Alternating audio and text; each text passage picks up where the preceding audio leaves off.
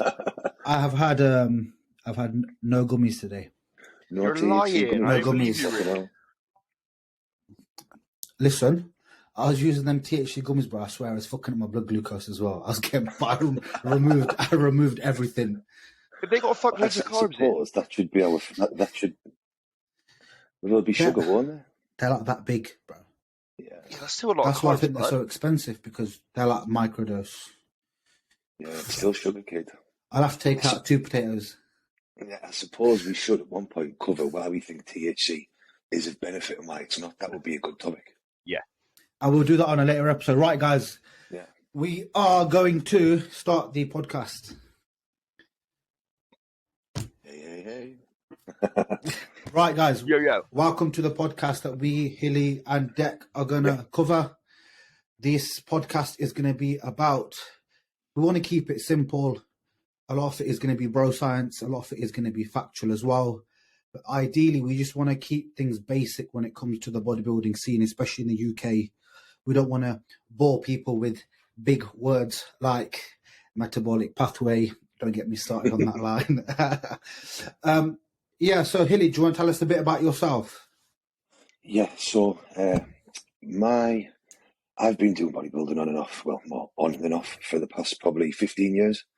I did my first show when I was 24 at uni. I am 36 now. My degree is in sports therapy and nutrition. That's when I did my first show in my first year at uni. I was helping people compete with their nutrition. By the time I'd finished uni, I spent about 10 years working in the NHS with people within the mental health setting that had either diabetes or eating disorders, just poor nutrition. The first year was running fitness classes and nutritional lectures with adults with mental health. And then the following 8 years was with children and adults with eating disorders on a severe mental health unit.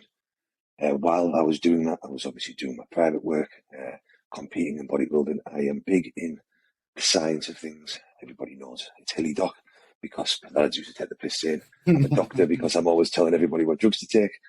So my knowledge on those subjects, as well as fertility, digestion, spans quite far. It's areas that I'm a bit of a geek on. And that's about me, I think. My bodybuilding career is pretty shite after tearing my pec badly. There's about 10% of it left attached. I've got a couple of slip discs thrown in there. So I still do all right, considering I'm pretty beat up and battered. But I think that makes me a better coach. Over to whoever's next, lads. Dec, you're next. I'll take that one. I'm Dec, aka Dec's Life. Massively opinionated and outspoken. Obviously, I'm also a qualified personal trainer, which in this day and age absolutely means nothing, because the primary focus of that course is teaching someone how to get on a treadmill. But my actual career, financial industry, insurance, that sort of stuff, I obviously coach. I've been competing in bodybuilding now for about, I would say, 3 years, I believe, and training realistically about 5. Football player historically, blew my knees out pretty badly, had a bit of surgery. The only way to prevent my knees dislocating again was to build my quads. That forced me into the gym. Instagram taught me I could get massive legs. I then met my good friend Hillydoc, and I put on about 140 pounds in about 2 years. So that's kind of my story. Obviously, it's ever growing. It's something I'm massively passionate about. I treat this as a labor of love, an enjoyment. It's a hobby of mine. It's not something I take too seriously. But yeah, obviously my point in getting on this podcast with you guys is obviously just to talk shop, have a laugh, discuss things that are going on daily in bodybuilding, put our opinions across and our experiences, pick up on what works for me, what works for you, and relay that in sort of a normal way that people can interpret, understand, and then hopefully maybe apply it to their own training, nutrition, cycles, whatever that may be. Right, excellent. I'm next. I'm last. So my name's Riz. I've got a degree in sports science. I'm a doctor. I'm a dentist. No, right, guys, seriously. I've been training since the age of 16. I got into gym because overweight, got bullied at school. Started powerlifting. Well, that style of training, right? Squat, deadlift, bench. a lot of the lads told me when I was about 19 that I had good genetics. So I got on the cycle, assist and D-ball. And then I trained for about 3 years on and off. Didn't really have a clue about many things. Left uni, met Hilly because JP rejected me for coaching. So I went to Hilly. And then, so what I'd say, about 6 years I've been doing this properly, if 70-80%. But I'd say, by trade, I am actually a design engineer. That's what my degree's in, product design. Only recently I have now gone into full-time coaching because of other family matters. But yeah, that's about it. I think an interesting point is we all have good qualifications and jobs outside of bodybuilding. This isn't something that we've tried to do 100%. And Yeah. I think a lot that is missed these days is people do it because they want to be coaches. They do it because they just want to train and do something they enjoy. Whereas for us, we do it because we enjoy it. And the coaching side, like I kept my NHS work up until literally 2 years ago. I had 50 or 60 clients then, but I was still doing my NHS job. I was still treating clients through sports therapy. And it was just got to the point where I didn't have the time to do everything. And I think it's an important thing that none of us were like, right, well, we like to bodybuild, but we haven't got anything else going on. We're just going to try and coach. It's like, This is something we've always done. We did it with our mates. We have good banter doing it. We have our own chat up where we just have fun with it. And then being coaches and everything else comes as a side effect of doing what we have fun doing. And I think we always say that is what a lot of people miss in this. And it's something that we are trying to bring back in. This is what we do for fun. We train for fun. We eat for fun. We get bigger for fun. It's such a good point there. Like in this day and age, it's almost like demonized nowadays to have like a 9 to 5. Like people look down on it. Like I'm a full-time coach. I do 2 working blocks a day. All I do is eat, sleep, and go to shows and this sort of stuff. And it's just absolute nonsense. Like it's not to put down coaching and coaches. Obviously, Hilly, you're a successful coach. Riz, you are. I am as well. It's not to put the industry down itself or what that coaching is to us and other people. But like, it's absolutely fine to run this alongside a 9 to 5, and you can still be fucking good at bodybuilding and coaching whilst earning a decent salary, getting some money, not have to worry about where your money's coming from next week if you're going to drop 10 clients or 15 clients, or if you're going to get a funny glass trophy with 10K revenue this month. Like, there's nothing wrong with that. For the last 4 years, I worked a full-time design. Actually, the last 6 years, a full-time design job. And I remember talking to him loads of times. I was like, I don't want to be a coach. Because what do I want to be a coach? I want to earn way more money doing this. Yeah. I go to work, come home, go gym. You don't worry about coaching. Do you know what I mean? It was never, ever my goal to become a coach. It just happened. Like that is the same. It's the same for me. Is that I hated the term coach. You know, my degree's in therapy and nutrition, and I was doing this before Instagram even existed. You couldn't go and advertise. You had to post on bodybuilding forums. People reached out to you if they wanted your help. You didn't advertise it. You know, my business was built over people just seeing the information I put out. Like I've seen both of you before, like Dec said to me, Hilly, I've just found what people are talking about Instagram now. You were experimenting with it like in 2013 or something. Like it's stuff that I was doing a long time ago, just because I enjoyed it, not because I was trying to get business, not because I was doing this. And I think that's the crossover that a lot of people meet. If most good bodybuilders and those at the top were doing it and do it because they have fucking fun doing it, excuse my language. And if you're having fun doing it and you don't have to stress over anything else, you've got your job and you've got this separate, and you go and you see your mates and your friends are in there. And I think that that's what creates good bodybuilders, not stressing over the minute little details. Of course, the details are important, but 90% of successful bodybuilders so far in bodybuilding history haven't been overanalyzing all of the little bits and bobs that we see people 10 stone ring and wet discussing at the moment. It's fucking nuts. We'll get into that.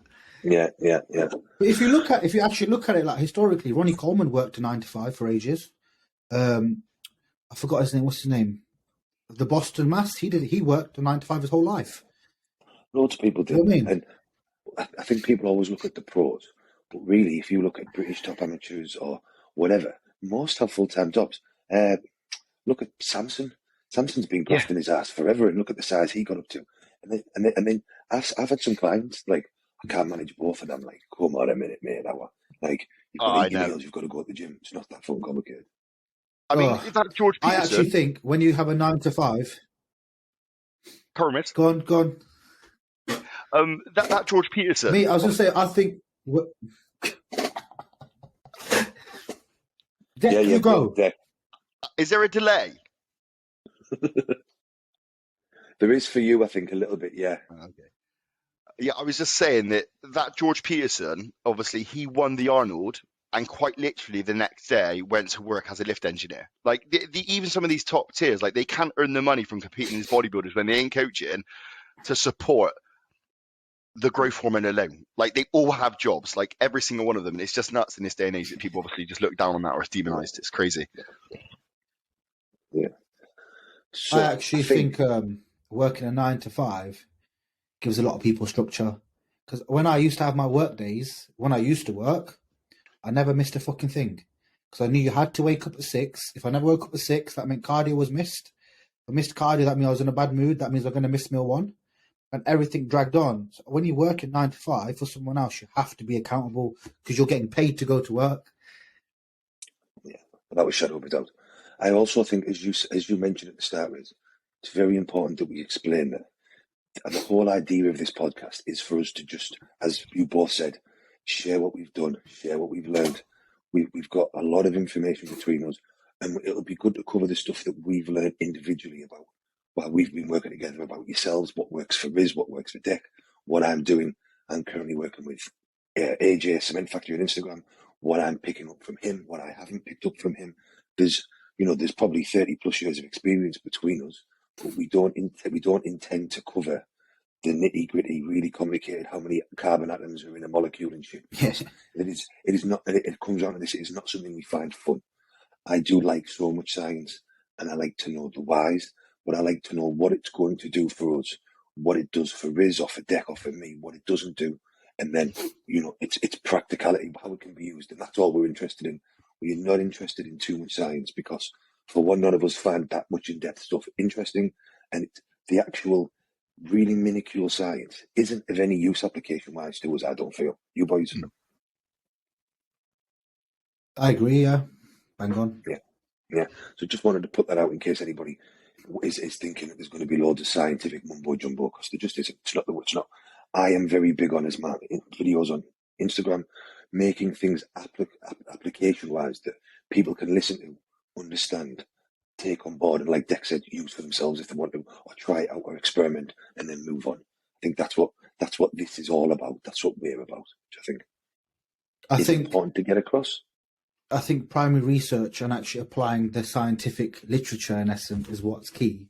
No one cares about the science. None of my clients care about why you should take that. They just want to be lean and they want to be, do you know what I mean? Big. They don't care about fucking anything else.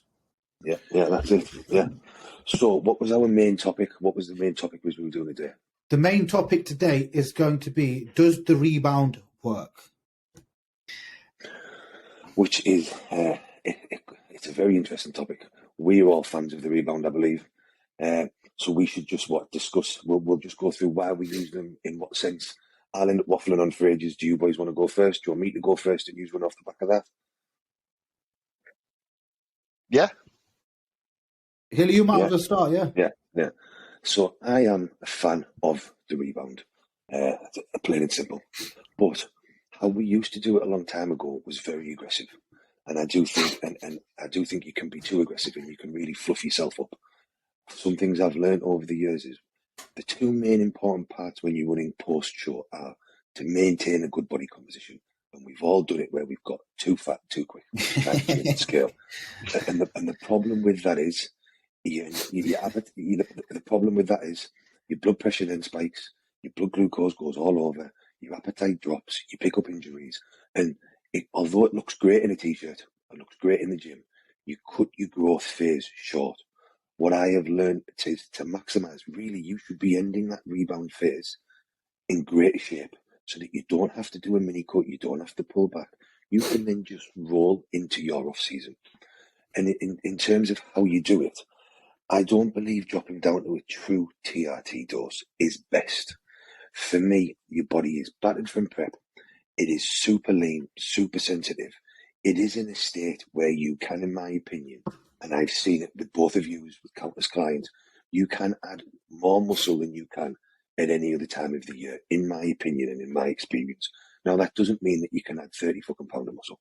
It's not happening. You might add that on scale weight, but I do feel that if you do it right, you can add more muscle than you can in normal periods of time, and you can do it on less hormones.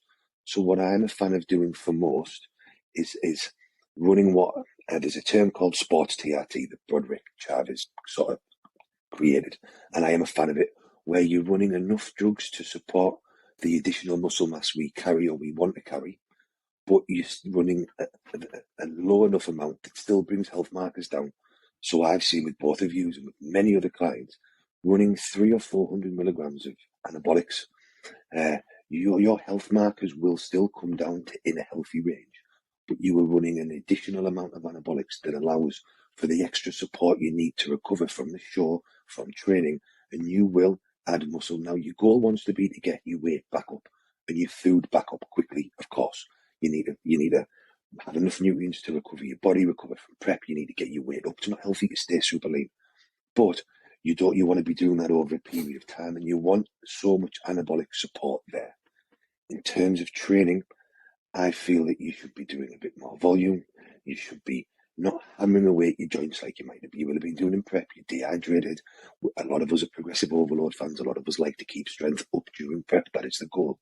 Your joints have been taking a hammering week after week through the off season, through prep. I do believe, and many people from Milos to John Meadows were fans of not going to total failure, using more volume during that post-show period, and you will grow from it. Changing that novel stimulus, because scientifically it's all about creating a novel stimulus. And if you can create a novel stimulus without hammering your joints, without battering your CNS, you will grow. And if you have enough food to support it, you have enough anabolics in there to enhance growth further above TRT, but your health markers will still come down. That is what I would class as a rebound environment. And that for some can be 6 weeks, for some can be 8. Then you will check blood work. If your health markers have come back on 300 or 400 milligram of gear and you are completely healthy, ain't no point in dropping to a TRT after that. You're healthy. That is the goal. So if you, and we've all done it here, if you've stayed in a great shape, you've added 15, 20, I've done 30, 35 pounds with clients that have stayed fantastically lean. And then your health markers are in point, your body feels fresh, you just roll into your off season. And that for me works perfectly. Now, yes, there's more aggressive approaches, but I do find how much more muscle are you going to put in that time? And that's where I agree with some people that the rebound doesn't work. For all of the reasons I've stated, it does. But I think those people are saying you don't put 30 or 40 pound on like people think. You're just not. And I think when you're too aggressive, you end up blown up with water, your blood pressure's through the roof, your blood glucose goes to shit, and then you're like, I need to do a pullback. And my huge ethos now, as you both know, is you want to be spending as much time as you can progressing and as least time as possible pulling back. If you have the perfect year, you don't really need to pull back. Even when we've all been running mini cuts this year, where you're still taking steps forward in the gym, where you're still adding some form of muscle, we're using that mini cut to tidy up, to get healthy, where you're still moving forward. If you get to a point where you're too fat and your health markers are back, you can't move forward. You were just stuck and you have to come back. And for me, coming back is wasted time. I think that's the issue, though. People, they hear the word rebound and they automatically assume shit ton of food. We're going to pick up food. And often the people that fuck up the rebound are the guys who can't stick to the plan. They're like, right, we're going to have 2 free meals a week. And then it becomes free. And they're picking up food. They pick at their nans, they pick at their mums, pick at their sisters. Like I used to, and you get fat. You get fat. But yeah, obviously I'm waiting for the delay. Yeah, I completely agree. So there are multiple people now in the industry that quite literally say outright, it does not exist and you cannot grow muscle in that period of time. And I think, in my opinion, that's just nonsensical. Like, I have experienced myself personally some serious muscle growth in those periods of times, as have my clients. I think the big factor that people misunderstand or misinterpret is it's how well you prep, like going into that show. Like, if you're heavily fatigued, running ridiculous orals, heavily toxic cycles, you haven't backed off, you haven't washed that fatigue off when you go into that show, Absolutely. When you come out of that rebound, you are going to need to stay in a position to wash that fatigue off, lower drugs, try not to push anything, and just get in a better position to push. But to state that it doesn't work, in my opinion, is just absolute nonsense. As the same as you, Hilly, I'm exactly the same. I like to come out of the prep, remove the orals, drop to a TRT dose with something that's not very toxic or not going to put too much stress on the body, something like Primo. And then the big thing for me, and my clients will always be the same, is just get into some point of homeostasis. So what I mean by that is zero food focus. Where they are comfortable, they're not food focused, they're not picking at food, they can get in the gym and they can train. And I think this is one of the biggest points people fail to understand or talk about. Like, we're all meatheads through and through. Like, we love to train and pick weights up. And ultimately, when you go into that prep, that tail end, that last 1 week, 2 weeks, 3 weeks, you can't do that. So you're excited, you're eager, you want to get back in doing what you love. And I think this holding process of trying to stay 4 days out for 4 to 5 to 6 weeks, you're actually going to drive that client into the state of, like Riz has just said, poor food choices, rebounding, eating food binging, doing extra cardio, maybe chucking a diuretic here and there, like all that sort of stuff, which just leads to a terrible domino effect for that client and ultimately a really bad experience of prepping. So allowing them that ability to have some food, drop the drugs, get back into training, doing what they do best, and letting their body be the sponge that it wants to be and just absorb all that food, get the fullness back, and then go from there. But Hilly, as you know, we take a lot of information from you. We've learned a massive amount from you. So a lot of our information will cross over. But ultimately, I think it's a valuable period of time. I think people should really utilize it and really prepare themselves as they're coming off stage to understand how important that 4 to 6 week time period is to slingshot you for a better off season. I think this one thing that really bugs me, right? People say, right, after a show, let's say you've got a 16-week show qualifier, right? You've qualified, now the finals is 6 weeks away, right? So if the person wins the show, it's totally fine to keep pushing for that last 6 weeks, right? They don't care about your blood markers here. But if you say you're going to do a rebound and not do a qualifier, it's wrong. It makes no sense. So you're trying to tell me it's totally fine to keep blasting after that 16-week and after winning your show. It's totally fine to keep blasting to the finals and get your blood work absolutely smashed. Then it's just drop your gear down and up your food and get an anabolic response like that. They'd tell me that I'm stupid, but it actually makes no sense what they're saying. Do you get what I mean? I do, yeah. And it's a good point, because if you haven't had enough muscle at your show, or you need to improve, surely it is just as much of a justification to use some form of drugs and push that rebound to make up where you are lacking than it is to keep pushing for another show, without a shadow of a doubt. And Exactly. I think the big thing people miss is, and this will run into loads of subjects because I keep repeating it loads at the moment, there is a big part of this is like, well, actually, just what do you want to do to have fun? So if a client says to me, do you know what it is, Hilly? And we know that, and you know, it's like Sam at the moment. Sam's like, I just want to have a big rebound. Like, I enjoy this. I want to be huge. Hilly, I'm hiring you because you've got all the information. What do we do? And I've posted sometimes on the Train by JP forum. Well, this would be the more sensible way. This is less sensible. You might not need it. But actually, as human beings, if you decide you just want to try a drug or you want to try your rebound, that it is your choice. I have spent my life experimenting. Me and Jordan did it for a very long time. Experimenting with different drugs, experimenting with different protocols, experimenting with rebounds, experimenting with training twice a day, excuse me, sorry. And we all do, and it goes back to what we were saying at the start. We all do this because we enjoy it. And then I think people are listening to other people and they're like, okay, well, I won't do this because he said it's not really healthy. And well, I was excited to do that. But, and part of, for me, a lot of the amusement, a lot of the interest in bodybuilding is how extreme can I get with stuff? Obviously, with a focus on health, but, you know, what does that compound and that compound do? I must have had my blood work done 9 million times and looked at other people's and kept notes. That's the part I like. So if someone said to me 10 years ago, no, just take low dose of Primo, low dose of test, just run it boring, that I wouldn't want to bodybuild, you know. So it is everybody's individual right to say, well, actually, I fancy doing what he's done there. I've just seen Hilly put £30 on with a client and he looks in great shape. I want to do a rebound. No, it's not right. Like, there isn't a right and wrong.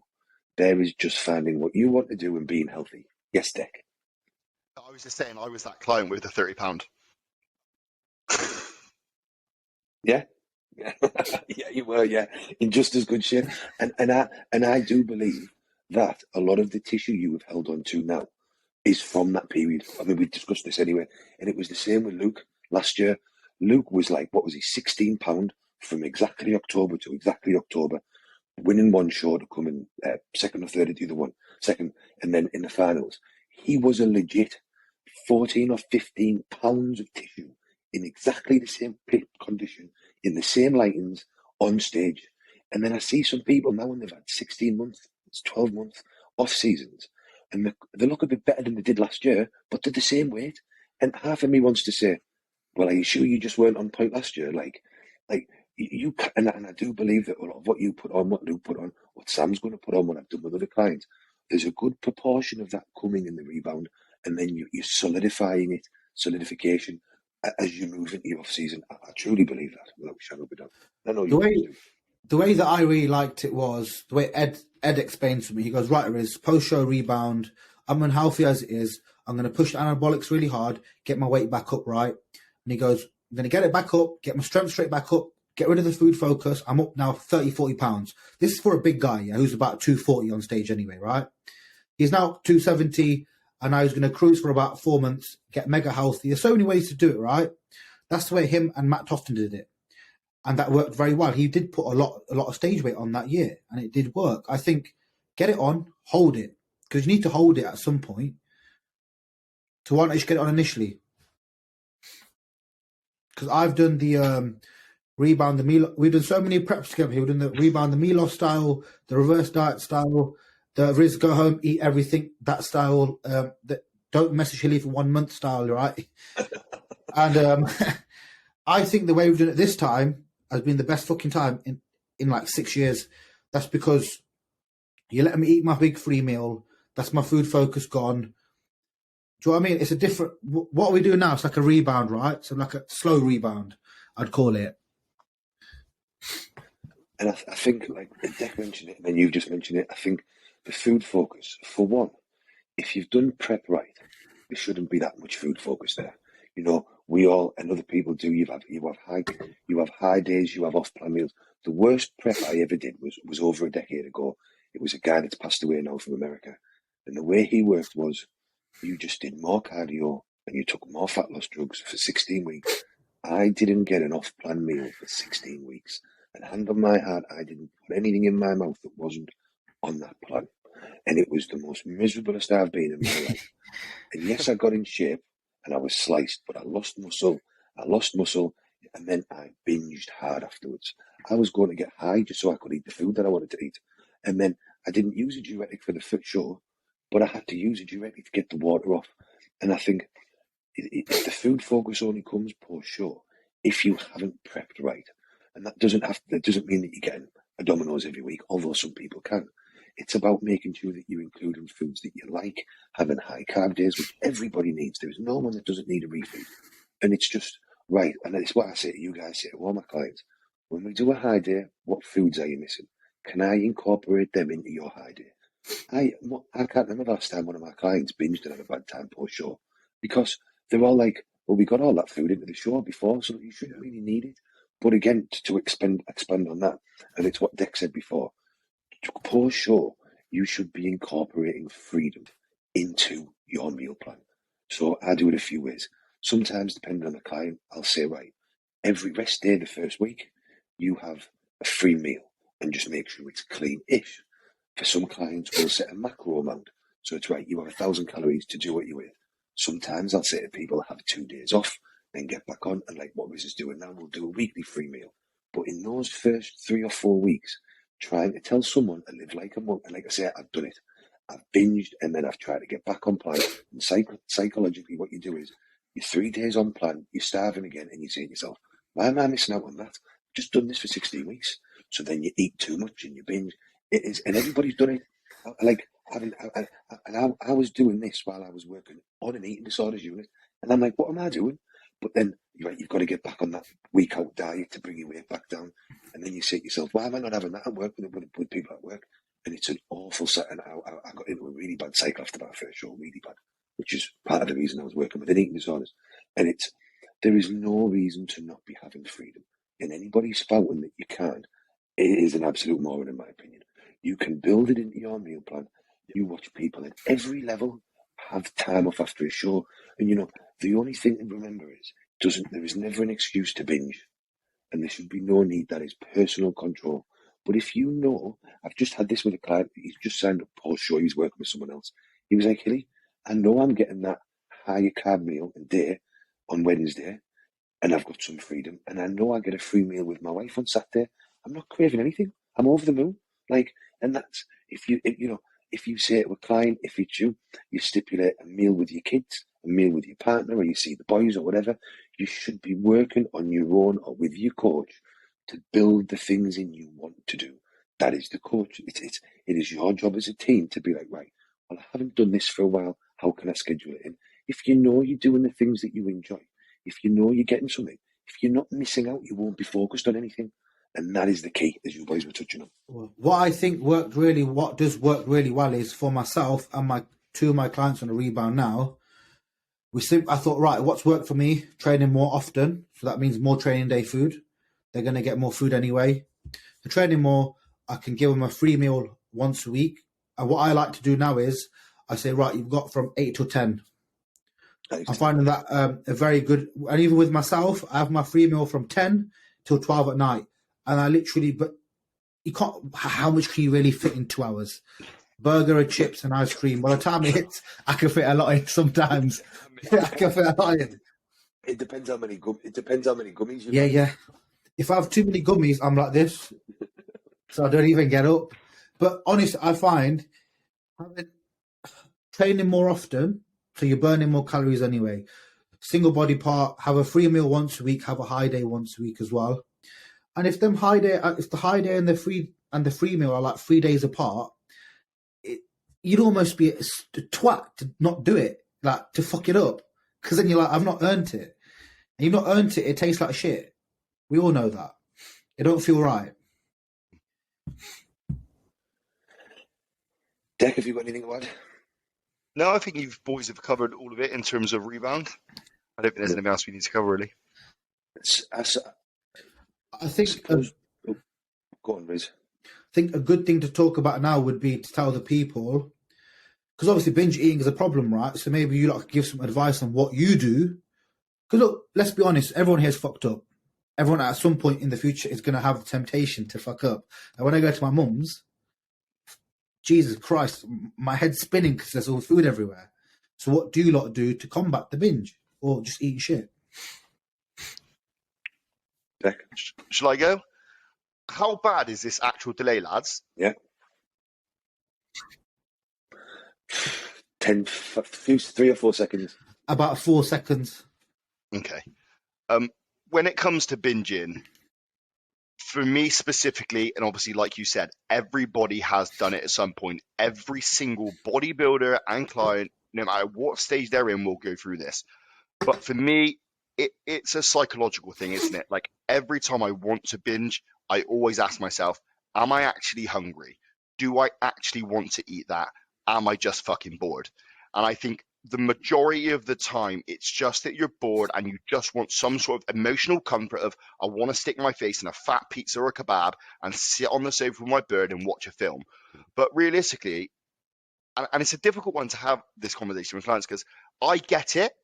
And like, as long as you're willing to deal with the repercussions of that and potentially feeling a bit shit afterwards, maybe a bit watery tomorrow, and have to do a little bit more work in the gym, then by all means do that if that's important to you.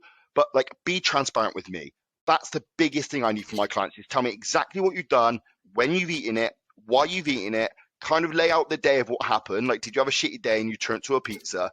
Because that way we can, like you said, Hilly, we can manage it as a team. We can set things in place like free macro meals around those days where you're really run down and really busy, which just prevent you going in that cycle. And The concerning thing there is, as you know, Hilly, in your role in what we've done historically, is it can be a really scary fucking cycle once you go into that territory. So it's really important that clients at all times, not just with us three here, when you have your coach, like if you're struggling with this, fucking tell them. Like if you don't, nobody's going to think you're just a fat cunt. It's never going to happen. Just tell them what's happened and how you're feeling.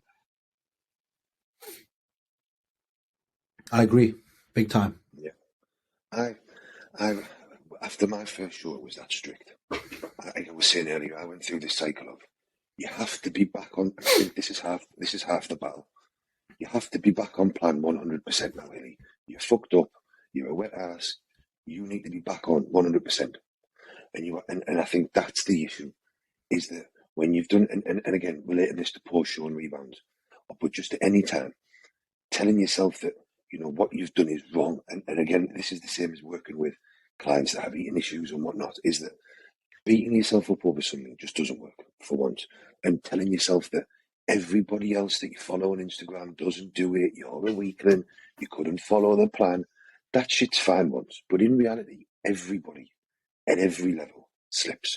I've watched bodybuilding videos from the 90s where Flex Wheeler and Kevin Vaughan and that were talking. I remember listening to one where Flex Wheeler said he went round the Wendy's drive-through 6 times. He phoned Chad Nichols and was like, I've cheated. He went, well, what did you get? He went, a burger. He went, but I went round 5 times and got for like, it doesn't matter who it is. The problem is beating yourself up over it. Instead, and I did this for a while. I was like, hang on, you're the one that can suffer. You didn't cheat in prep. What you doing it now for? What you being a bitch for? And really, it should. And now I'm like, do you know what it is? All right, I've slipped. I've had it. That's fine. No issues. Just get back on plan tomorrow and address the problem. Whereas what my mindset used to be is, right, now you've slipped. Tomorrow morning you're going to wake up and you're going to do another 12 weeks with nothing. So go and get everything you want in your mouth. Because tomorrow there's nothing coming for months again. And it was that vicious cycle I was doing to myself. When really, like for me now and for a long time, I don't do it anymore. And I don't even have any, sorry, I don't have any real food focus, because a lot of the foods I eat, because of my stomach problems and my digestive problems, are quite clean anyway. But I can build most things into my plan if I want something. And even with my plan for major, like, I know what the macros are. I can work it out. And I know to be sensible. And I think a lot of the time it's not even the foods that you're missing. It's the social occasions and the not being in your house eating on your own. Yeah. And for me, I know restaurants in my area where I can go and get what's on my plan with the lads or with my fiance or whatever. And I think going out and having something that has just got spices on it, that's in a different atmosphere, that's a lot of the time what you're missing. And then the other real important thing for me is if you are really hungry and you think you're going to mess up, start with clean foods. So don't go and start eating ice cream because it spikes your insulin and increases your hunger. That's a never-ending pit, that. So what I've found in the past was post-show during the rebound. If I'm struggling with hunger, I'm like, right, what is my next meal? Am I craving that? No. What am I craving? Right, I'm craving chips. I'm craving something else. Right, I will make the biggest portion of oven or air fryer chips. I might give myself a slice of bread with it to make a chip butty.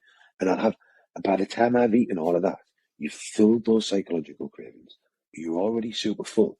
The chances of then head diving into 2 tubs of Ben and Jerry's, it's like slimming on. Do you know what I mean? I think addressing that, making those moves first, because for me, what I've found, especially in eating disorders and stuff, is when you're thinking about restricting stuff, I'll just have a little bit of this, and it's always something sweet. And then, well, you've had a little bit, you may as well have another bit. And then by the time you've worked your way through 9 little bits, you've added 3,000 or 4,000 calories of shit that hasn't filled you. It hasn't really satisfied you because you haven't had enough of what you wanted. So now you were still wanting more of everything you've had, you've made it worse. So I think just saying, right, okay, how can I make what I'm fancying healthy and have loads of it? You know, sometimes it's about managing it. And then in terms of what you do the next day, if you have had a binge or whatever, for me, I think it's important to just get back on plan. Do additional cardio to deplete the glycogen a little bit, but not more. You don't want to be going walking for 3 or 4 hours. But if it's one-off, you haven't done it in weeks, you've never done it before, all you're holding is, it's just a load. You're just holding glycogen and water. You've just got to not get on the scales, get back on plan, follow your plan for 5 or 6 days, then get on the scales. The amount of times I've said to clients, right, just forget about it. Weigh yourself in 6 days and they're like, I'm the same weight. It's amazing. I haven't gained 10 pounds of fat. But that also doesn't mean that you can get away with it every week either. You've got to justify both of those. I think a big problem is, when you're talking about eating a little bit, I used to do it a lot. Eat a little bit, and if I ate that, I'd have a little bit of chocolate, and I think, you know what, I've just eaten 4,000 calories, you just got a pizza. And then I think, right, but what I always tell my clients now is, guys, when you're eating the shit, just tell me you're eating the shit, right? I'll try to program it in where I can. One thing I say, even Dee says it to me now, she goes, Riz, is it even nice anymore? You come to the point where after the first bite, let's be honest, pizza after the first bite tastes like shit. Do you know what I mean? You get a little bit in, and then you're just eating for the sake of... I've been there. I've probably done it the most out of everyone. I've sat there and ate shit. And it don't taste nice after a while. You're just chasing this dragon. I am also a big fan, although a lot of people won't agree with the opinion of you can't miss what you don't have.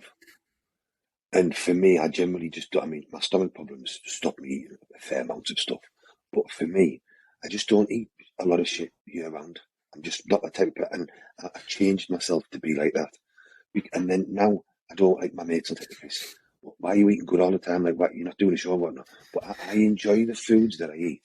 I don't really eat a lot of crap. If Charlotte gets a pizza, I might emphasize that. But everything I tend to eat is just good quality food. It makes me feel good. It makes my digestion good, and I enjoy it. So if I'm enjoying everything I'm eating, and I think this is part of it, if your meals are boring and miserable, and you don't make any effort with your food, of course you are going to crave something that tastes nice. Of course you are. And you're going to drive yourself mental.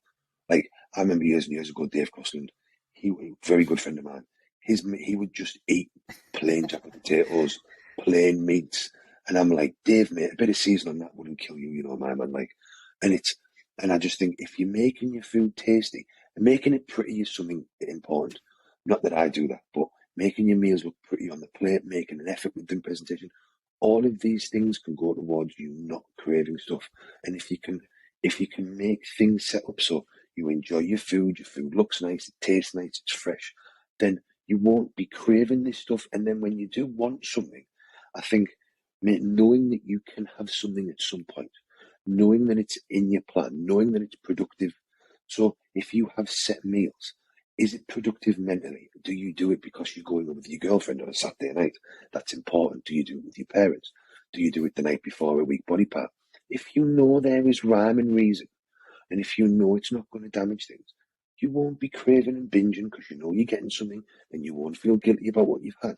It's those mental, psychological things that stop it, actually, not what people think. Not about manning up, not about little tricks, not about using ridiculous calorie syrups and shit. It's if your food plan is giving you what you want, and you know you have time to have what you want, you won't fuck up because you know it's coming. A good tip that Ed told me, and I got to rate him, it does work, yeah? So when you're really craving something, you just can't hold it, go upstairs, brush your teeth, yeah, for about 3-4 minutes, mouthwash for about 2 minutes, go downstairs and put that chocolate in your mouth. It tastes like crap. Do that. If anyone out there who's suffering, do that, or put loads of chewing gum in your mouth, your airwaves, or what I do, just don't buy anything. So if you're going to eat crap, there's nothing to eat. Do you lot want to answer some questions? Lads, what I might do a sec, wait for the delay, I might move my laptop quickly and plug the hard cable in. Yeah, give me 2 seconds, I'll leave, then rejoin. Yeah. All right, yeah. You could have just stayed, I would have edited it out. Yeah, it's all right. While Dec's gone, in terms of rebound drugs, I feel test and master on test and primo. That will help control estrogen. We won't use anything else. Primo's been shown medically and not dampen, not harsh, not be toxic on your liver, your kidneys and stuff up to quite high doses. So I feel 150, 200 milligrams of test, 100, 150 milligrams of test, 150 to 250 milligrams of master primo is the perfect concoction for a rebound, to be honest. Perfect. I've used that with a few clients this year, and they've all done quite well. one of my clients' blood works, I'm not going to say his name, obviously. His blood works post cutting phase were basically mint. They were absolutely mega. Guy don't drink, guy don't smoke. He just works full-time job, mega healthy, loads of steps. So I was like, right, let's just push it a little bit harder. If you're happy with it, we ran test. He's already on test anyway. Kept the test the same, kept the master on the same. We put a bit of oxy in on the weaker body parts. So that was just 3 times a week, 50 milligram. And he's got 5 kilos, 6 kilos in like 4 weeks. And his body comp's basically the same. Yeah. And sometimes it's just adding those little bits at the right times. And again, is it needed? Is it not? But if your blood markers are all good, then that is the time to play about with things, have a push, see what it works, see what doesn't work. Utilize your body is ready to soak up the nutrients. It's ready to soak up everything that's going into it, and it needs it. It needs to recover, and by recovering, it will grow, and you can feed that process. What you do not want to be doing is starving that process. And I also think, Hilly, what ends up being a better. So when you finish your cut, your bloods are always going to be better when you've started from an already lean point. You not had to blast the T3, the clem, the tren, whatever you've had to do to get to the end result. If you've not had to blast as much and you've only had to do 8-week cut, how unhealthy are you really going to be? Well, that's it. I like to set up a lot of my cycles where you run an 8 or 10 week growing phases, then cuts, or the other way around. And as long as, for a lot of people, blood work never really gets skewed, to be honest. Like, unless you've got a genetic disposition for having liver stress, like yourself, or some people have it with kidneys and whatnot. But for most people, I very rarely see clients or with people's blood work. HDL, LDL will be a bit skewed, but that's just the purpose. That's just what the drugs are doing. But in general, for me, for most people, if you were seeing wacky readings, it's more down to the fact that your body just genetically doesn't handle something. Yeah, like my ALTs, I think my ALTs, Hilly, when we first met and around bloods when I was basically on nothing, they were 75 then. And I don't drink, I don't smoke. Yeah, and look, remember years ago, we ran the same cycle with the same drugs from the same source. Yeah, and I was still going out and drinking every other weekend with the lads because we weren't in prep around. And my ALT was barely above range, and yours was like from top 100s. And I remember doing the same thing. I remember you messaging me. I ran Superdrol at 20 milligrams, guys. Everyone listening, Hilly might remember 20 milligrams. No, it was 10. I think it was 10 milligrams Superdrol. We had 10 milligram caps, yeah. Yeah, 10 milligram test MPP basic cycle. I wanted to use Superdrol. I asked Hilly. He was like, yeah, let's go for it. My ALTs came back up 450 in 4 weeks. And my blood works were a mess. And that was from... whereas I was running the same thing with the Superdrol, and my liver was barely out of range. Out of range. Yeah, exact same brand as well. Yeah, same health supplements, a lot. And it just, some people, I think people miss this. A lot of it is missed. There is a real genetic proponent that goes on about how you can handle everything. Yeah. Some people, you just have to look at your blood work and be like, right, I just can't do that. Or if I'm doing it, and this is the thing to manage, if you know that your liver gets severely stressed from hormones, then that just means that you have to minimize the time you use them and use them when they're totally needed. So back into the comp prep, and then the last 3 or 4 weeks, if you're using something, you use the lowest dose possible.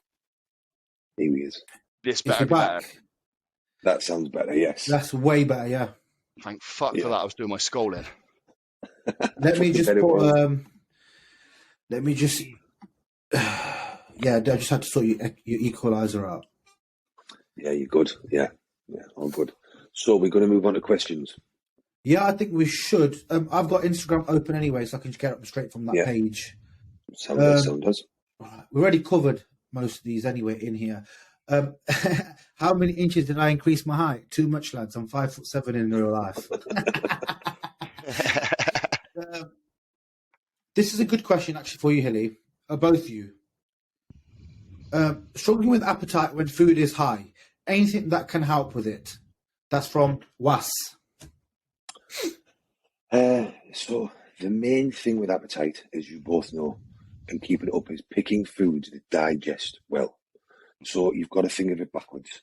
when you're dieting, you want foods that sit in the stomach a little bit longer, that fill you up: oats, beef, green veggies, things that keep you full, filling foods. When you were trying to gain weight, you don't want foods that are going to fill you for long. So you need to look at the way you cook them, look at the way your meals are made up. White rice instead of brown rice. If you look for your green veggies, spinach, wilt them down further. Broccoli, if it's softer. If you're using beef mince, cook it for longer so it's easier to digest. Without waffling too much, the way I explain this to digestive clients, think of your stomach like a blender. You want your foods that you're dropping in to be blended reasonably quickly. You don't want it to be going glug, glug, glug, glug, glug and taking ages. Because if you, and in this situation, I'm talking about guys that are eating 5,000-6,000 calories that are at the end of their off season. It is a struggle, do you know what I mean? You need your foods to be digesting quickly. So having salmon instead of beef. If you're having beef, have mince and slow cook it so it's easy to digest. Chew your food properly, using white rice, white potato instead of sweet potato. You know, all of these things, if you have fruit with your meals, it creates a bit of an insulin spike. It makes your mouth salivate more. It'll make you hungrier for your meals. You will digest them better. Walking between meals helps with digestion. I'm a huge fan of everybody doing faster cardio for digestion, for increasing appetite. Making sure your blood glucose, your insulin sensitivity is good. So check your fasted morning blood glucose. Is that trending over up towards 6? Is it over 6? If it is, you really need a pullback. You need to look at your digestive. The last thing to take in is meal combinations. Having too many fats with higher carb meals can slow digestion down. What fats are you using? Peanut butter and nut butters are a huge popular fat to use, but peanuts are very hard to digest for most. Almond butter is heavy in fibre. Using oils for your meal: macadamia nut oil, walnut oil, avocado oil. These oils, they will help the food go down. They're not taking anything to digest really, or being broken down in the stomach. Cream of rice over oats, jasmine rice instead of brown rice. Just think of how easy it is something to chew, how much you're chewing it. That digestion is the key to all in this situation. Over to you, James. Go on, Dec. 100 IUs of Lantus a day. No, I think Hilly's nailed everything there. Me and Hilly have discussed this a lot. There is a massive misunderstanding or misfocus on fasted blood glucose. For me and clients, it's tracking that postprandial period. Is like how fast it's returning. Are you ready to eat? And the final thing to add on top of that, I suppose, is making sure when you're training, like you're literally empty. Like I've been at the period or been at the stage of off season where my food's hideously high. And every time I would make sure that when I got into that training period, I was training, I would do steps in between my sets, and I would make sure by the time I got home, I was ready to eat that meal. I had no bloat, no distension, I was fully empty, and I was ready to eat. What about you, Riz? Go on, Riz. You see, when food's really that high, I personally think I would just remove anything that's high in fibre. That's what I would initially do, right? Yeah. I think pulling out veg, I think that's a good reason why I like to weigh my veg, because I know how much I'm eating. I do 100 grams per meal. I start to pull that out as the food gets higher, because fibre does slow things down. The best thing I found to keep myself really, really hungry is that morning walk that I do now. And as I'm getting heavier, that morning walk's getting harder and harder, right? And I am ravenous when I get home. And also post-gym, where your meals tend to be the biggest, I do an extra 15 minutes of walking at the gym on the treadmill. Yeah. Might go shopping, get the missus something. I might come back. I almost take a little bit of the piss. Take a bit of time before I eat, so I'm actually hungry. I think people think, right, post anabolic window, I've got to eat. I don't think you have to get it in straight away. Like, let's be honest, man. I think there's more detriment to forcing it in. I think it's more of a problem with like people's thought process of just, once I get home, I need to hammer 500 grams of cereal and all the protein in. Like, you would rather sit down, relax, so your body's ready to digest that food. Some things you can do to tweak hunger a little bit is the fasted walks of the morning, for sure. Sometimes spacing your meals out is actually more efficient than people realise. So what I've found with some clients is trying to get them to have 6 reasonably large meals doesn't work as well as having 5 larger meals. So it depends on your digestive system. But for people that might have slower digestive systems or other things going on, if you can have 5 meals but you can space them out further, that actually works out to be much more optimal than people trying to force in 6 meals, and it ends up having a compounding effect. So you've Yeah, got to find out what works best for you. The other thing with fibre is, as you were saying there, is when we were eating a large amount of food in the off season, were you getting enough roughage? So in the basic sense, there's your insoluble and soluble fibre. Insoluble tends to give you your roughage, so that's what you're helping pushing through your bowels. Soluble fibre tends to draw fluid into the intestines, into the bowels, so it helps your stools become softer. Now, for normal people that are eating, normal amounts of foods, they need a certain amount of fibre to create roughage. But I do believe, and I've seen this in a lot of people, bodybuilders and digestive clients, is that if you're eating higher amounts of food, a lot of protein, you've already got enough roughage. What I find for most is when they become issues with hunger and slower bowel movements, which go hand in hand, tend to be when people are getting a bit constipated, or if they're stuffed all of the time, they're not going to the toilet properly, their appetite goes. You need to be flushing those toxins out. Is increasing your amounts of soluble fibre, so you're drawing enough fluid into your bowels, and your stools become, so you go to the toilet regularly. So I am a huge fan of watching and tracking your bowel movements. Obviously, what is normal for you is normal for you, but you should be going at least once a day. If you're not going as regularly as you normally do during the off season, and you're bloated a lot, that is going to screw your hunger. Looking after your digestive health, looking after your, making sure your bowel movements, the frequency are all normal, is key. And having things like spinach, which have high amounts of soluble fibre in, you can get fibre supplements, if you look, that are higher in soluble fibre than insoluble. And I have a lot of success with clients putting those in, speeding up the bowel movements again, getting them more regular, brings their appetite back. I find myself what works best for me. It might not be the same for everyone, right? Hilly, I've got very, very fast. I don't know what you even call it, bowel transit time, right? I've done multiple tests with the old sweet corn, right? And I've got like 12-hour bowel transit time. What's the average here? Like 24 hours for a normal person? I think it's between 12 and 24, but yours is way too quick. Yeah, so I literally now, I will have breakfast at 9, I'll eat at 11, I'll eat at 1, I'll eat at 3, I'll eat at 5. And then my last meal was at 8. And then I've now had a 12-hour eating window and a 12-hour fasting window. For me, that works really well, and that is working really well for me now. And I think that way you're eating for a set amount of time, you're then fasting for a set amount of time. Well, I just did a thing on this on Train by GP Farm the other day. There is something about it takes 12 hours for you to move everything through your system, but also for your body to get rid of stored triglycerides in the bloodstream or something. So it was a long time ago already, but there is, in terms of longevity and health and blood glucose management, having 12 hours between your last meal and your first meal is optimal for digestion. So it is within my plans for digestive focused clients. Because that's basically what I've been doing by food. Yeah, they are to give they are to have a 12-hour period between the last meal and the first meal to optimize digestion. And Hilly, also what I think is good is what you used to do. I think Dec does it too. On your rest days, have it as a longer fasting window. So maybe start eating at 12. Or what do we do? 12 hours last meal, or I forgot. Yeah, 12 till 12. I push that on most training days as well, unless food is really high. Like, I make sure my clients understand that I want that 12, 13, 14-hour fasted period, like you said. Yeah.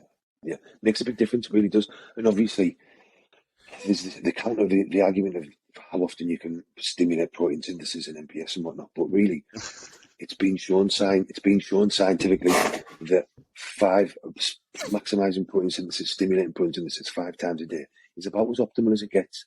Now, yes, without a shadow of a doubt, if you are looking to do everything you can to build muscle, if you can stimulate it 6 times or time during the night, that will, in theory, on paper, create more muscle, but not if it's having a negative effect on your digestive system. Because if you can't digest your food, you're up shit creek, no matter how many times you're stimulating anything. Exactly. So you've got to look at the science, you've got to look at the extreme thought pattern, And then you've got to use a little bit of common sense and be like, where does it lie in the middle here?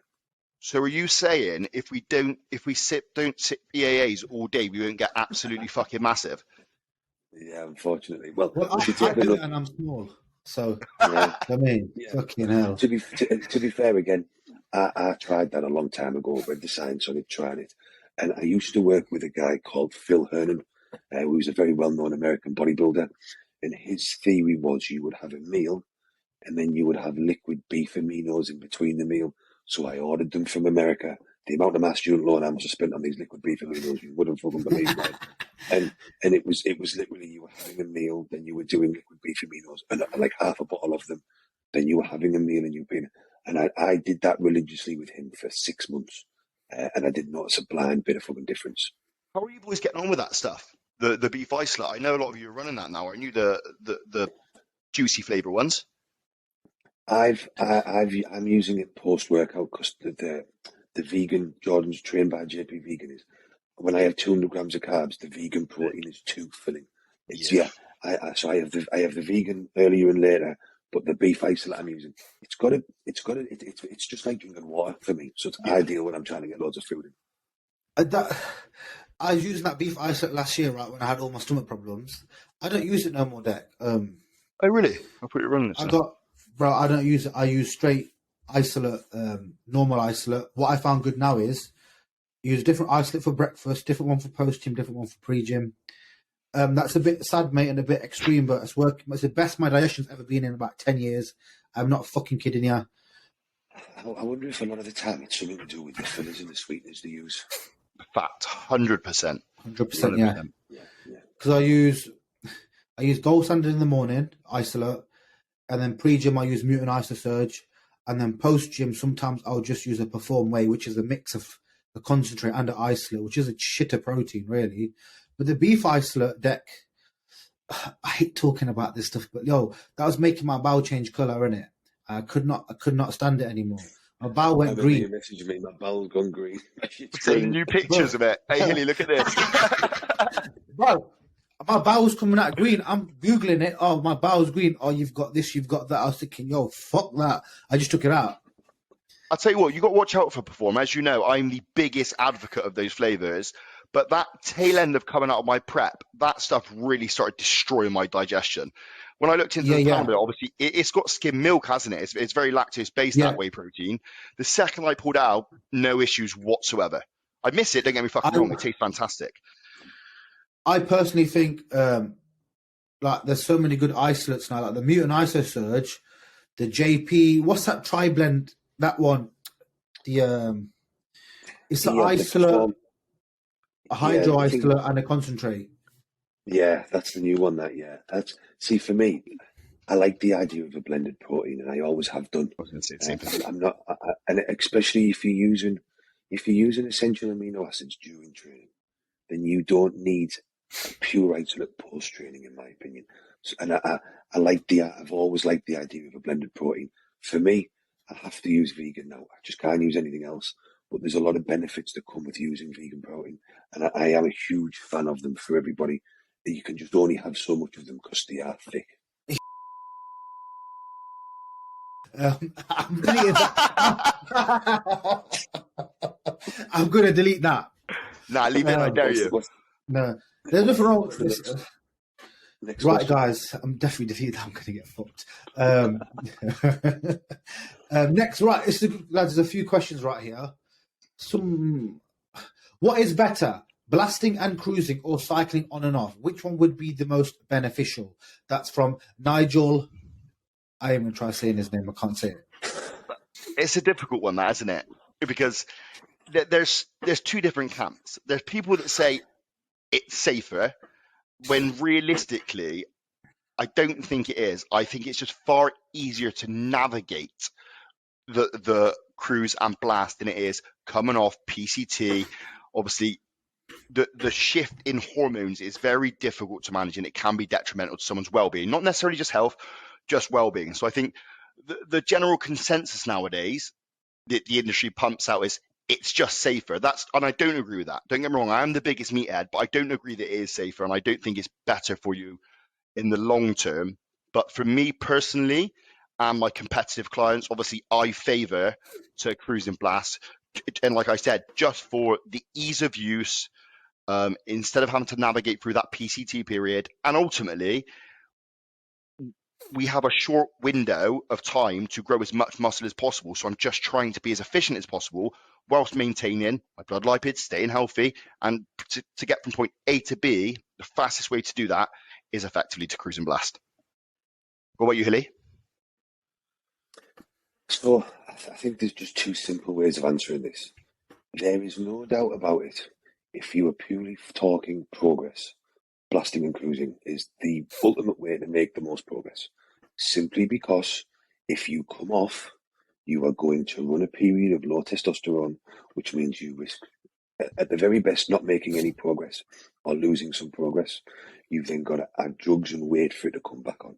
So if you were just talking about progress, and there is no, in my opinion, there's no such thing as refreshing receptors and blah blah blah. In just terms of raw progress, you are better off blasting and cruising. Now the problem with that is, and what I used to do. So the problem with that is the longer you are shut down, the harder it comes to recover.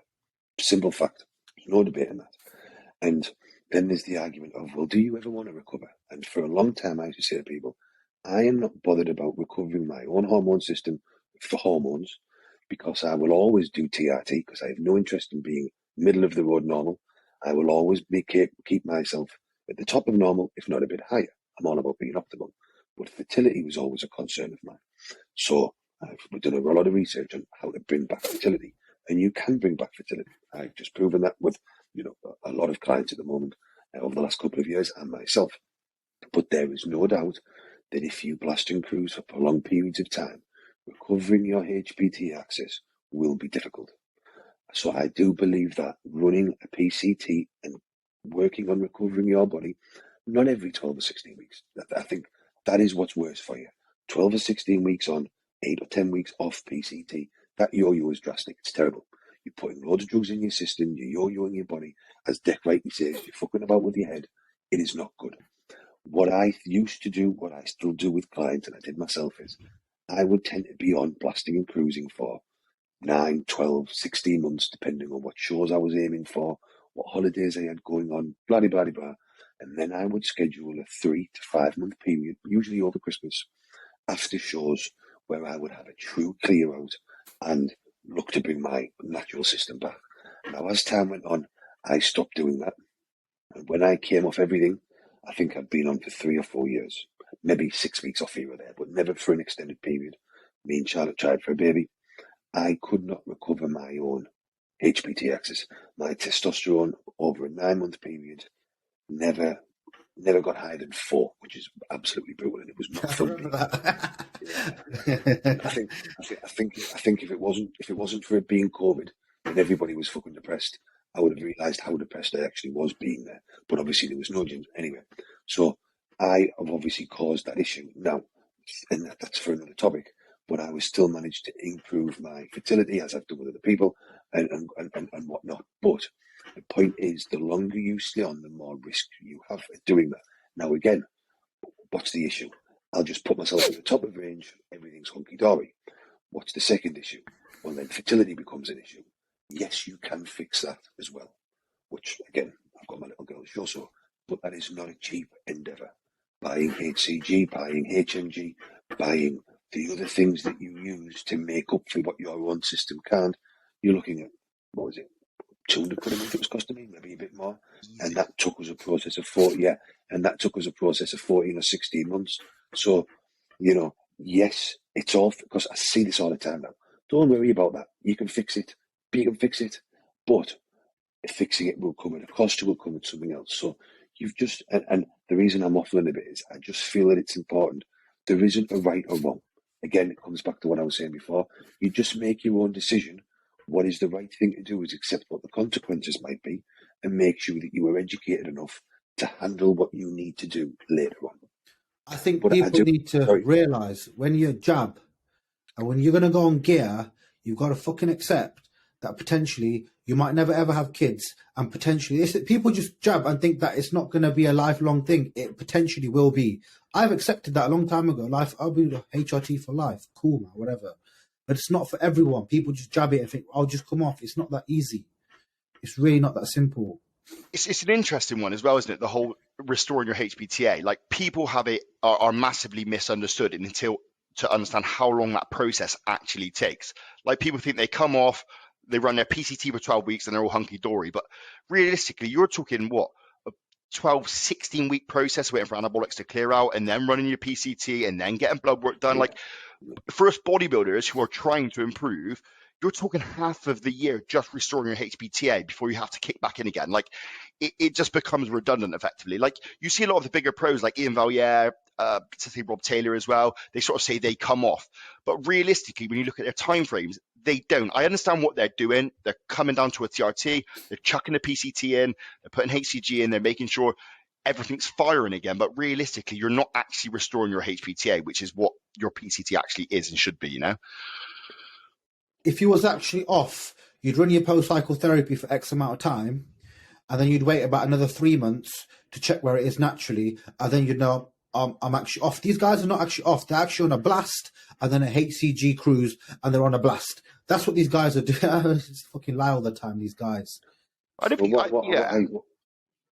I would usually do with people is wait for the clear out. Then you've got to run the PCT drugs. Then you need to stop the PCT drugs. You need to wait another 3, 4, 5 weeks, and you need to test.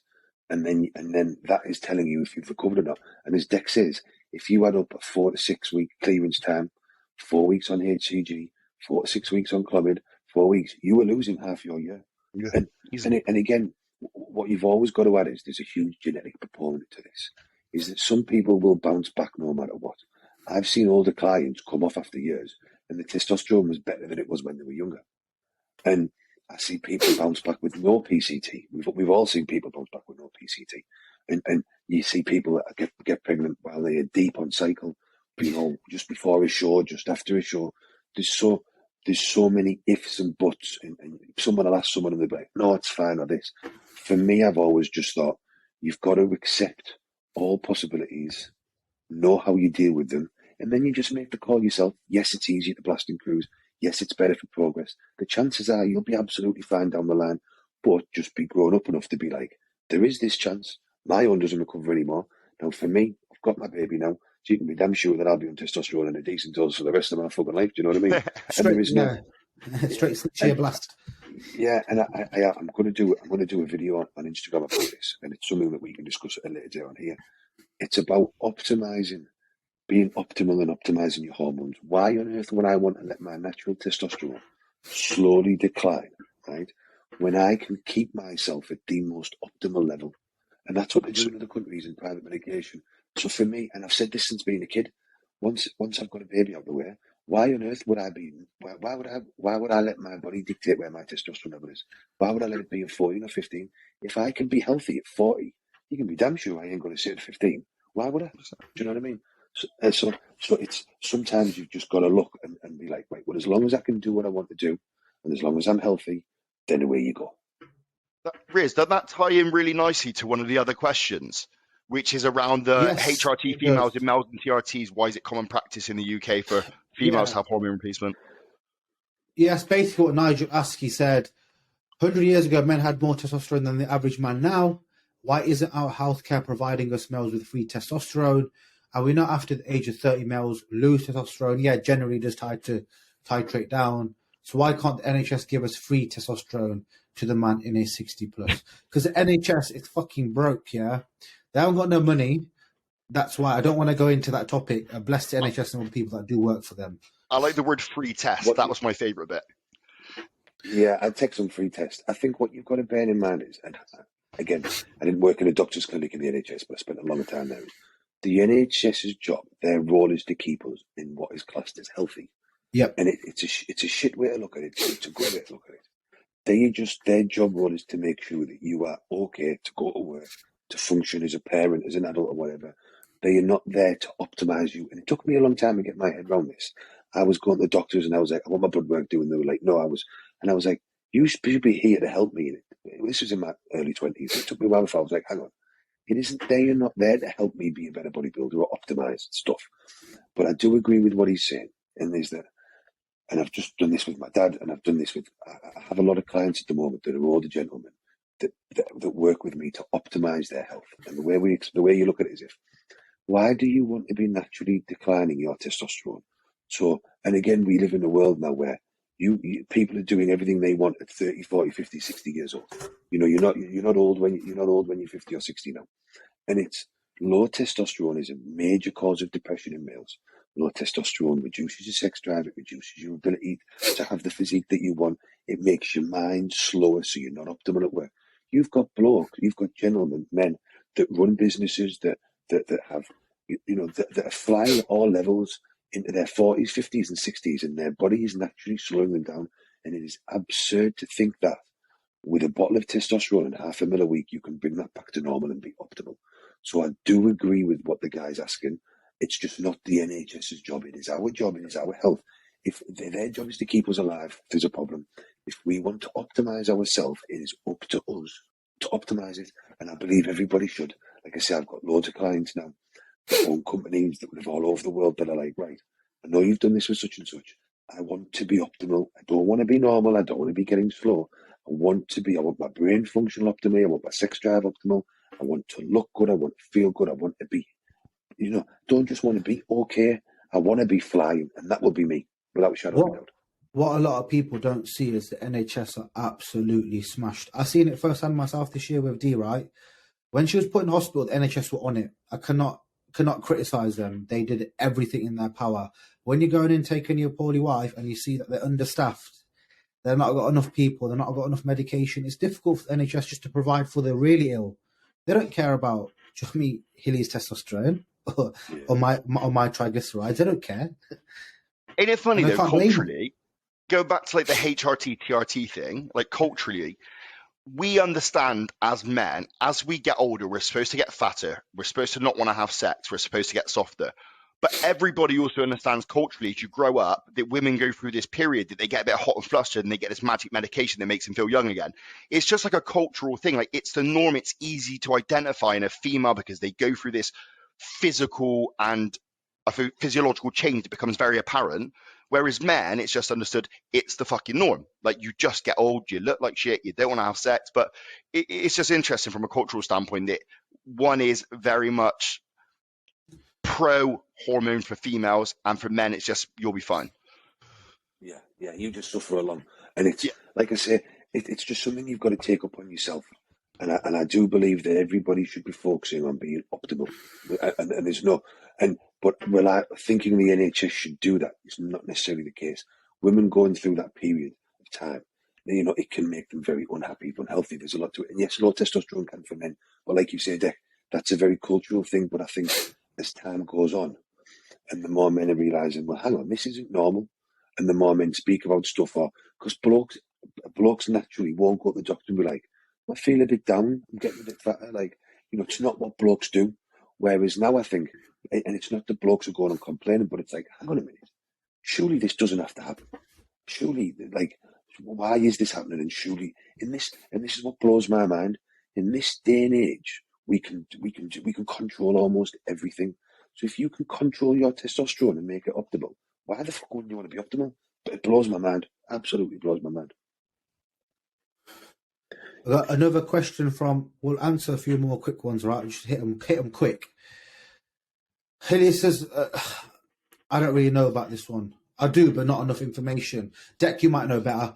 Effects of hot and cold therapy on recovery and muscle synthesis. Are ice bath just another fad? I don't think it's a fad in any way, shape, or form. Like, it does lower inflammation, it helps with recovery, but like like we all know, like, this is a game of percentages, isn't it? Like, when you're at the top tier, you are ticking every single box under the sun. That may benefit you by 0.005%. The problem is, obviously, where it becomes mainstream, you've got your mate Joe Bloggs, who eats 4 Burger Kings a week and wants to take like 700 milligram of D-bol a week, thinks he needs to get an ice bath in his garden and be sponsored by it because it's going to help him look like Phil Heath. When realistically, it's never going to happen, isn't it? But I think these things are fantastic. I find them fascinating, like the recovery side of things, like cryotherapy, the PRP therapy, all this sort of stuff. I think it's fantastic. But it's a little bit of a gimmick until you're the elite, I think. What do you think, Hilly? So we obviously covered it doing my sports therapy degree, so there is no doubt about it in terms of science. It does help recovery. So what you were doing is you're causing like a vaso. It's been a while since I've gone through the terminology, but it's like a vasocontraction of the capillaries. So it restricts blood flow, and then when you move out into the heat, it brings the blood back. So it's bringing more nutrients and more recovery. So there is science to show that hot and cold therapy works without a shadow of a doubt. Now, touching on what Dec's saying there, hot and cold therapy is useful, is just good for recovery.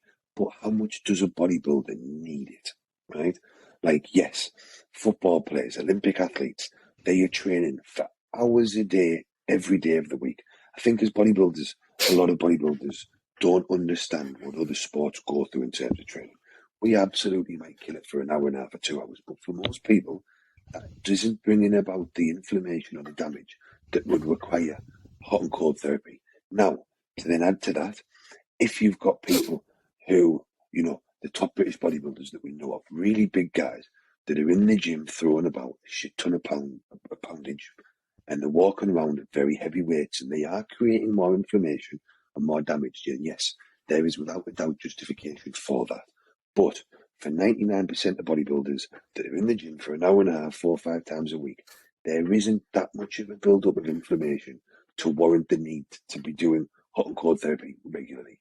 But again, that doesn't mean that it won't hurt. And there is loads of scientific evidence and heaps of anecdotal evidence that it works without a shadow of a doubt. Yeah. So if you've got the money to piss, basically, get it. If not, just hold on. Next question. Right.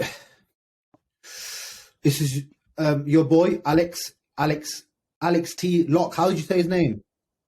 Alex Trent and Alex Locke. T. Alex Trent and Locke. That's him. All right. Interested to know what your thoughts are on the longevity of training and dieting hard. At what age would you recommend winding it down a bit? I think this is because he feels like he's old, but I try and drum into him that, like, it's a misconception again, isn't it? You really hit your peak at this stuff between that 30, 35 age bracket where you can really, like everyone said, that's when you sit in your prime, but not just from like a physiological standpoint either, or just from like a muscle maturity standpoint. Like, I have a chat with a lot of my clients because I do have a lot of elderly clients. Like, they're in a position to do this financially from a responsibility standpoint. They have jobs, they have careers, they've settled down at home, they have no sort of like fluctuations in their life, so they can just have this as a hobby, tick the boxes and get on with it type thing. But I don't think there's necessarily a limit on it. Like Hilly discussed right at the start of this, like, if you fucking enjoy it, why would you ever stop? Like, I will be a meathead till the day that I literally die. That doesn't necessarily mean I'm going to be super heavy and big and run lots of anabolics, but I'll absolutely be in the gym picking up tin and throwing it around for fun. And I think if someone like Alex enjoys that side of it, then there's no limit. You never need to stop. But from a competitive standpoint, it kind of all loops back into that same question, doesn't it? Of like fertility, health, like what are you going to be doing over the next 10, 20, 30 years? Like, that's the difficult question. But just in general, I think that's a fairly decent response for someone like him, who is extremely handsome as well, by the way. Well, if you look at Andrew Jack, how old is he? I'm sure he's near the 40s, right now. He's late 30s. Don't say anything, Dec. Don't say anything, Dec. Andrew Jack's quite old. Dec Jackson did to what, about 46? So I think it depends person to person, really, isn't it? I honestly think it's not. I think it's not something anybody should worry about, to be honest. Let's be honest. If you're not competitive, nobody should be getting poorly or getting ill or reducing their lifespan from going to the gym and lifting weights and being muscular and being healthy. End of discussion. I think if you're talking from a competitive standpoint, again, like Dec said, it depends on what you are doing and what your blood work's in. There are people that compete all over the world in their 60s that are very healthy, that have no issues at all. And whereas if you've been blasting gear since you're 20, you can be damn sure by the time 40 comes on, you better be wrapping in, if not 30.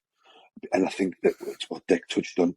It's time under stress that you need to concern yourself with. And that stress comes from how high is your drug use, if you use drugs?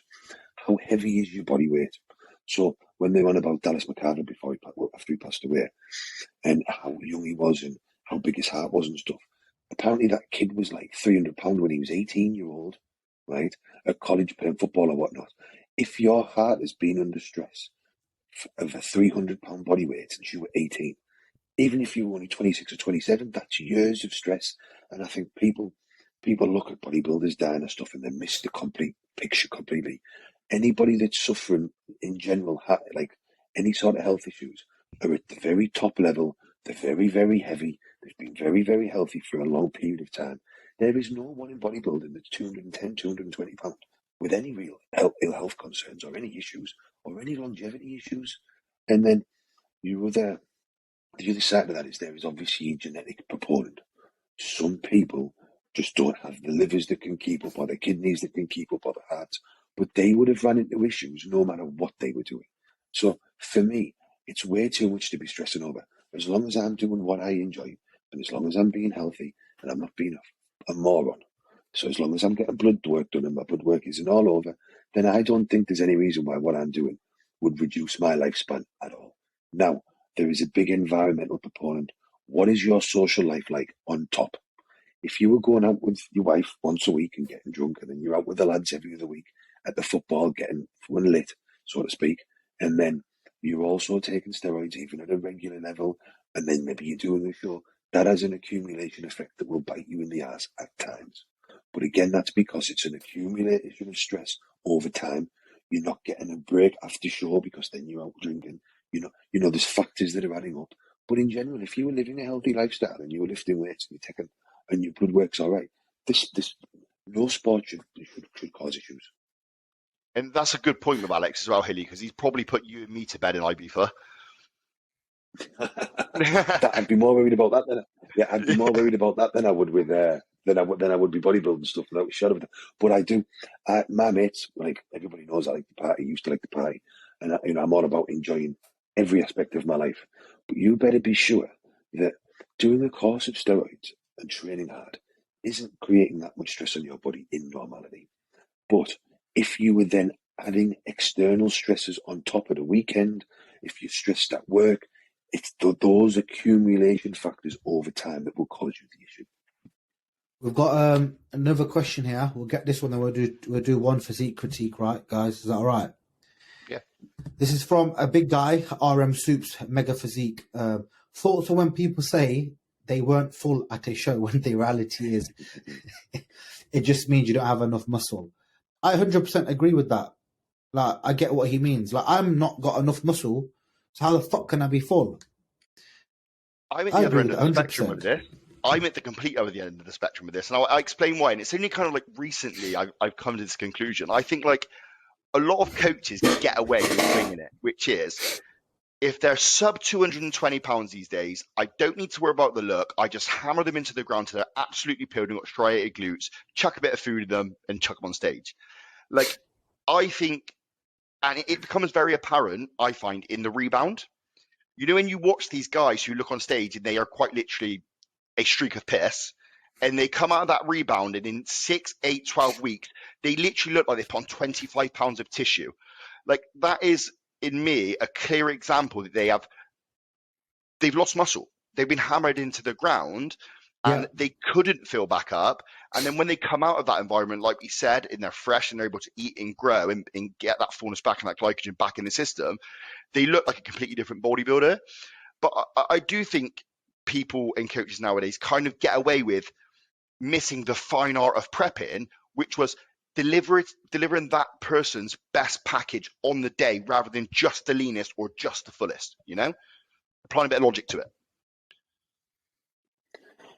So I would agree with both sides. I think what the guy's question is right. There is loads of people, and I've seen it with my own clients and other people, where they're like, oh, I just wasn't full enough. And I'm like, listen, you just don't have as much muscle as you think. And that is very, very common when people have weak areas, when people are like, I'm just not full enough. I'm like, listen, it's not that you're not full enough. You just don't have the muscle. And there's ways of testing that. And there's ways, if you think that you are flat or you're getting flat, that you can put high days in, the stuff you can do. And sometimes you've got to, because I've had this argument this year with a client, I'm flat, I'm flat, I'm flat. I'm like, listen, kid, you're not flat. You just don't have the fucking muscle, mate. And I'm really sorry about it, but you don't. And that is in a lot of people's heads. But I think you can also see it in a look. And you should be able to track it as you go in. If people have weaker body parts, you can see them flatten off. But I would agree with what the guy says in the sense of a lot of the time when people think they're flat, they're not. They just don't have the muscle. But I 100% agree with what Dec says as well, is that there is a real bad trend at the moment of skin and boning people just so they can see glutes, and it doesn't represent. They don't end up bringing their best physique. They bring a very flat, very hard, sometimes stringy look, just so they can say they've got glutes, when actually they could have been 5, 6 or 7 pound heavier and looked way, way, way better. But they're just driven into the ground. That is very common at the moment. I think the only time you can purely say you're flat is when your strongest body part is flat. When my legs went flat last year, Hilly, I knew, yo, do you know what? This is game over. Once my legs went flat, I was like, yo, I'm fucked. I'm fucked. Yeah, if your strongest body part is wasting away, that's when you know. You can see it in the skin. You can feel it. If you can't feel you pumping, if you can't feel tension, I honestly don't think many people know what truly flat actually feels like, to be honest. Because I've heard loads of stuff from clients and that, like this and that, and I'm like, that is like, if you were really flat, you feel ill. You know it. And it's harder than people think to flatten a physique out, actually. And you've got to go for weeks and weeks and weeks and weeks of low food. An easy way to tell as well is just to give yourself a high carb day, and if you drop food after it, you were really fucking flat. Run DMP, run Clen, run T3, and you know what flat is. Do you know what I mean? Yeah. I think it's really apparent in the texture of the skin, isn't it? Like, you know, when you go to that flat point where you actually start to look softer and fatter and softer and fatter, it's at that point, you know, yeah, you're super flat. Do you lot want to do a physique critique? Is your boy Dec? I'm about to annihilate him. Who is it? Right, let me share. Alex. Oh yeah, he wanted to do it's because I'm really mean to him, that's what it was. He wants a compliment. It's got some mean to him. Right, can you guys see the screen? Yeah. Right, let me go into his profile. Bro, I'm about to annihilate him. Dec, which one's a stage picture, bro? Go to the top. I think there should be a stage shot somewhere. This is quite close to showtime, right? Yeah, no, this was super duper flat, but yeah. This was at like 2-3 days of depletion. Do you know what? He's actually got a very good physique. He got a good physique. Can I go first? Yeah, go on, kid. Right, I can't see a back double bicep, so I'm assuming that's weak. You need a better upper back. You should. I think. Do you know what? I think the guy needs more lats because from the front they're a little bit shallow. I'm being mega critical here, right? Mega critical. Yeah, your physique's better than mine, bro. Don't take it personally. You need a bit more hamstring as well from the back, and a bit more doubt, and a bit more pec. Just go, Hilly, you go first before I destroy him. I think he's got great arms in the side chest. His delts look great. His biceps look great. I think he could have a little bit more pec in that area to balance that shot out. A little bit more hamstring again in that shot would give it a better look. His biceps look weak in the front double, and his chest looks a little bit shallow. For me, out of all these 3 shots, I think the front double's the weakest. I think he's got a beautiful physique, and in the most muscular, it looks awesome. He poses it well. His back is very symmetrical. It's not weak anywhere. His hamstring, I think everybody could do with more hamstring. The only thing, for me, I look at the side chest and I think that looks great. Yes, there could be a bit more chest, a bit more ham. The most muscular, I think, dead pretty. It looks great. There's nothing glaring as a weakness. Same as the rear. And just when I look at the front double, I think there could definitely be some more lats coming out of there. Because if I actually look, it looks like the quads are coming out a little bit further than the lats, so you want them balanced. The biceps look a little bit weaker, but I think if he was lifting his arms up a touch more, it would hide that a bit. He definitely needs a bit more chest thickness, biceps, and quads, and lats in that front double. But apart from that, it's the same as most people, just needs more of everything. But he's a very well put together physique for me. Yeah, I think Alex has got one of those very good physiques in the sense of when he stood still in a lineup, he will look better than 99% of the people when he's not posed. Does that make sense? So like he pulls ahead in that situation. This is him like heavily flat. I think this was literally 3 days, almost zero carb before we loaded him. I think it was over 3,000 grams of carbs over 3 days. And he did win the show. So he did look much better than this. But when he came to me, shots, he looked awesome. Yeah, when he came to me, I would say about 18 months before this, he literally didn't have a back. I'm not exaggerating. There was no muscle in that back. So we had to push through pretty high. But I completely agree as well. I think he needs some more pec fullness, where he doesn't have a narrow waist. So like the whole look, we need to bring those front lats out. And then we just need to keep bringing that sweep out, even though he has some gnarly VMOs and teardrops. Like it's pretty crazy over the top of his knee. He just doesn't have those like wide sweeping legs. So a little bit more chest, a lot more back for me, a bit more hamstrings. And I think he'll be taking a few more wins if he decides to jump back into another show. Without doubt. You can see when someone's chest is weak in the front double, it just disappears. Mine does the same. His does the same. I thought, don't attack me, Riz. Yeah. Go on. I said, don't attack me, mate. My chest goes in the front double. Yeah, so does mine. So does mine. Hey, at least you've both got full pecs. I've only got one over here, so give us a break. Yeah, but I genuinely think Dec and Hilly, this guy he has got the genetics to be mega good. Yeah. If he just got like a very like muscle model type look. Do you know what I mean? He's got that look to me. That's what he's very like bubbly. He's very round. Looks very good stood still. He's very like he's almost balanced. I think with more lat, more ham, he would do and more bicep. He would do very well in a Two Bros classic lineup. To be honest, that picture there, that shot is beautiful. And I think if he just added where we'd mentioned, he would actually nail a Two Bros classic look, to be honest. Yeah. You see the difference there, though? Look at his chest and delts compared to his last shots where he's flat as a pancake. Yeah, he was flat as a motherfucker, yeah. He's got a mega set of calves as well, this bastard, isn't he? Yeah, mate. They actually said that to him on his feedback. I kind of wanted to punch him in the face because I got shit calf. The other guy, honestly, how he looked in a lineup, like I think he's like 21, but like he was next to some like big lads who won like a Two Bro show, I think, and he is just phenomenal, like scary good, tight midsection, bubbly muscle everywhere, crazy legs, poses phenomenally well. I was just going to say, look at the muscle bellies on him in them side shots. Yeah. There's nothing weak there, is there, at that age? It's very impressive. 21. Yeah, I think so. I might be lying. He's definitely very young, like he's early 20s for sure. Yeah. Look at the back. It's super impressive. He's going to be very, very good, isn't he? That's a mega back for such a young lad. He rocked up to a Two Bro show about 504 weeks out, and it was just for the qualifier, and everyone just mugged him off for it. And I think he then turned up and just smoked everybody. So it was just an impressive physique. I think he did the one of the GBO shows or whatever it's called. He looks special on stage, man. Super impressed.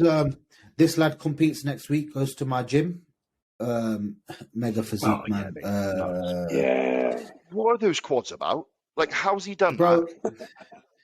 Bro, the thing is, this guy had a leg injury for about 6 months. He didn't even train legs, lads. Yeah, and when he says that, he's not even lying. He did no legs. I watched him in the gym just doing rehab work. In person, the guy is an absolute unit. And look at the thickness to his delts and chest and arms there. It's absolutely nuts. Look at this. Look at the waist. It's tiny. It's funny because I remember looking for his Instagram a while ago, and this is no offense to him. He's fantastic. I always used to think that his posing was off, but recently it's like night and day, like phenomenal. Oh, yeah. And I was talking to him earlier. He's working with Milos. He wasn't even his calves. Yeah, look at the size. The guy's an animal. But even I was talking to him about Milos and the protocol. A lot of it's very simple here. You think there's some secret potion? There's not. The same stuff that the rest of us do. The food's low. Yeah. The output's high. Do you know what I mean? There's no special drugs or none of that shit. No. But he spent like 3 years growing. Yeah. And it shows in his physique. Look how skinny he was. Yeah. Do you know what I mean? Do you know what I mean?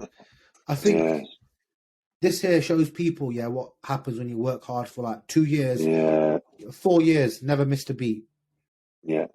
That's what everybody misses.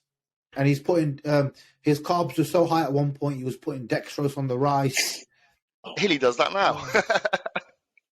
He was doing everything, man. Right, gents, I'm gonna have to go because I've still got work to do. Yeah, cool. So I am gonna bounce, lads. I'm a professional.